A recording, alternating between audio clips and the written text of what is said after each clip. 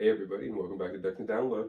Today we're going to be going over the second book in the High Republic main storyline. This is The Rising Storm, an absolute amazing book with some of my very favorite parts for all of the High Republic. We'll talk about that later though. So I can definitely give this one a really good review. I really enjoyed it. Like the last one, I would say Light of the Jedi got like a 3 out of 5. I would give The Rising Storm easily a 5 out of 5 for me, mainly because the storyline is much more direct. It doesn't feel as clustered, even though you're still jumping between a few stories. It feels way more well kind of like written out and thought out. Absolutely amazing read. This one is a bit more action packed than the last, and that is because we're opening up now with the hyperspace lanes being completely open. The Republic Fair has been announced by Lena So, and so things are kind of coming back into fruition, which then we know if there's going to be a lot of activity, then there's going to be a lot of problems. That's just how the Nihil are trying to operate right now. So the Republic Fair is announced, and while that's going on, we get some amazing canon with Elzar Mann centering himself after having a horrific vision of things to come on Tython, specifically the moon Ashla. Now, this is really, really cool that we finally get a piece of Tython lore really written and spoken about in canon. We have a little bit of Tython shown in The Mandalorian Season 2, but to actually have Ashla and Bogan mentioned, that means that both the moons are there. I'm really hoping that we're really going to stick true to the original Old Republic canon with Tython and all that amazing story there. I don't know when they're going to dive more into it, but just what we got this little bit makes me happy to see that the High Republic is doing some really good justice and some fan service. So, while all this is going on, Marchion Ro is now creating more questions. As he always does, this man is so filled with mystery. I absolutely love Marchion Ro. And in this book alone, it's really going to help drive his character, and it's really going to help cement him in his place in the galaxy, which is chaos, turmoil, and never being told what to do. Marchion Ro and his new friend, a Talortal named Udi Dis, a force-sensitive bird-like people, are now going to a planet.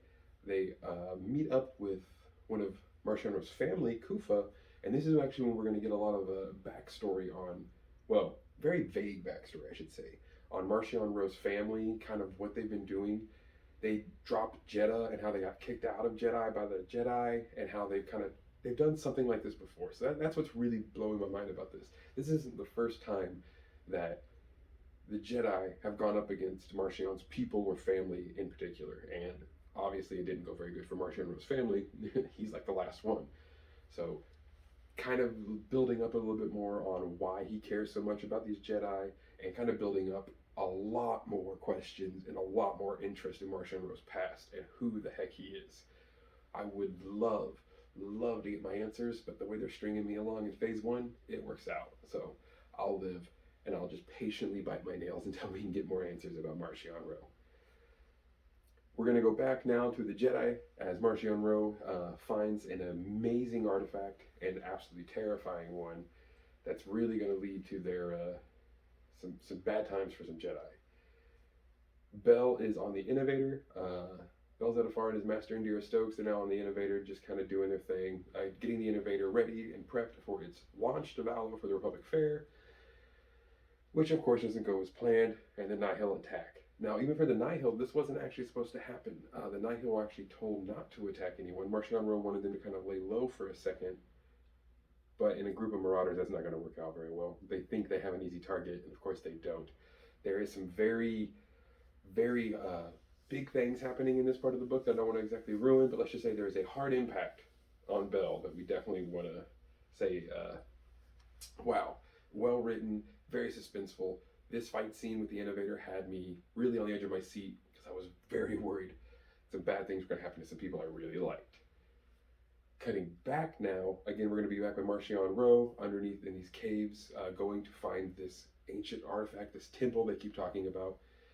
This is when we're first getting towards the Great Leveler.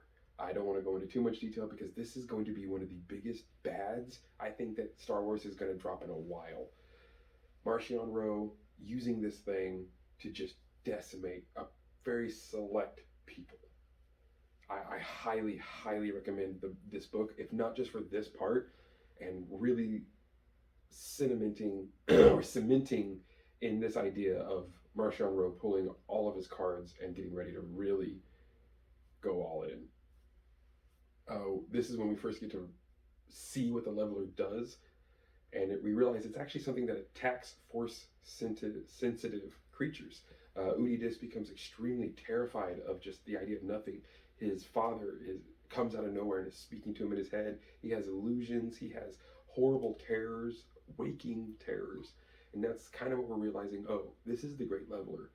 This thing attacks you in your head through the Force. So this is going to be a huge problem for the Jedi coming up. We're also going to realize through this that there's a certain Jedi who went missing that has actually not been killed off and is simply being tortured and horrifically experimented on. So heavy spoiler right here, guys.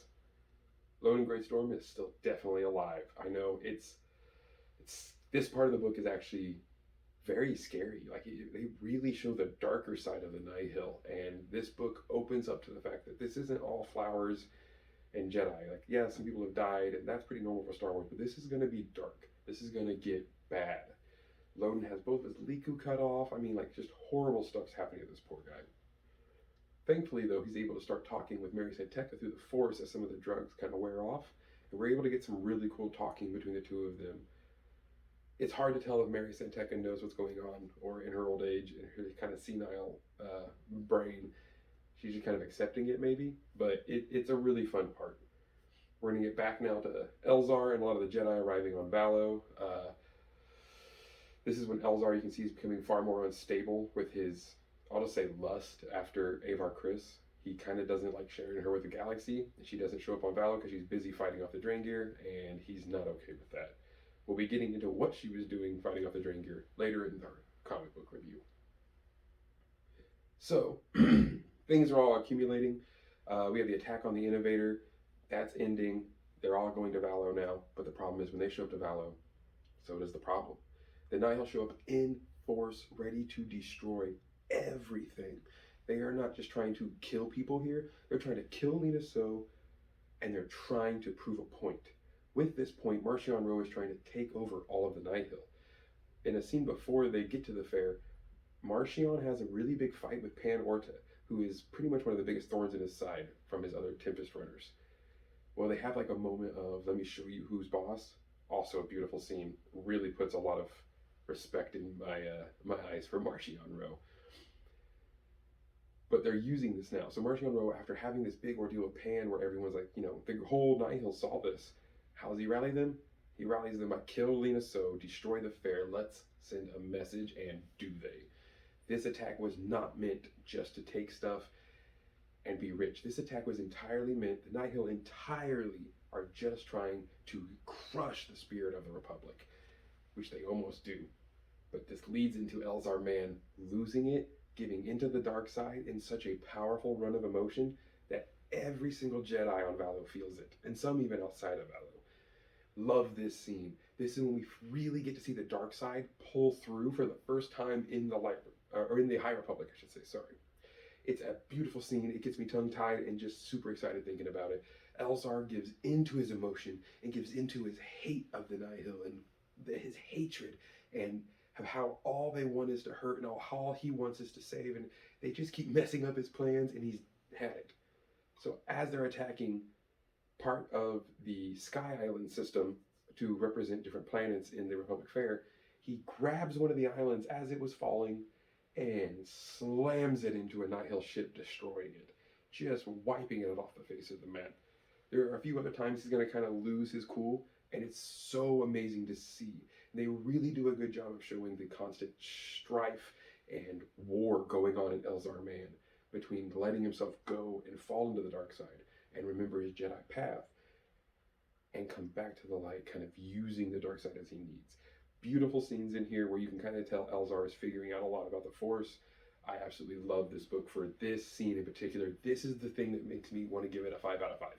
This scene right here. Watching Elzar Mann just lose it and finally come to terms with all the emotions he's feeling and how much power that gives him. Oh, but how immediately he realizes how addictive that power is. And that's the real problem with the dark side. It's not that it's the easy path, it's that it's such an easy path that you just want more and more and more. So you're always chasing that dragon. Well, as the attack continues, Loden will eventually actually escape.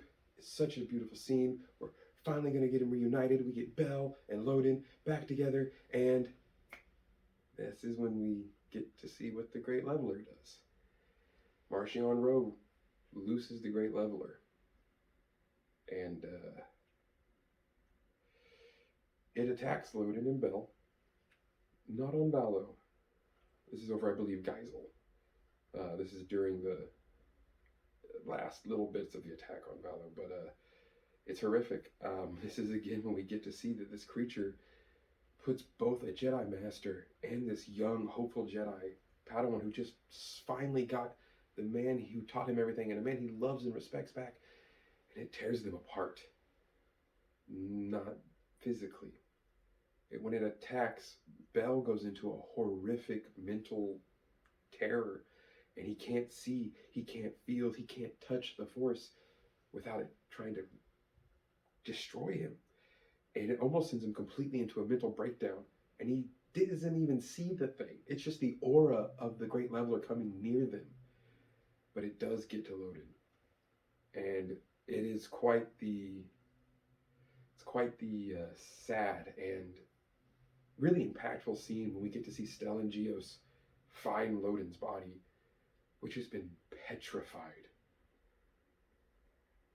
They go to touch him and he just turns to ash. The Great Leveler, guys, this is a hell of a monster, and I don't really see how exactly they're going to tie all this up, because this thing can't exist in normal canon, or else where is it? Why would Sidious have not used it? Well, I guess it would attack him too. It attacks any Force user, but man, they've really made, with Marchion Ro and this Great Leveler, they've made an enemy and a bad guy that it's almost so big, I don't know how these Jedi are going to get over it, but that's part of the fun, though. So, let's wrap this up. I look forward to doing the Fallen Star book review here in a little bit, guys, and we can move on to reviewing the comics and really getting into the meat of the High Republic and some speculations. I enjoy this so much. Comment down below what your favorite part of the Rising Storm book was, and let's talk. I hope you have a great rest of your evening, and thank you so much.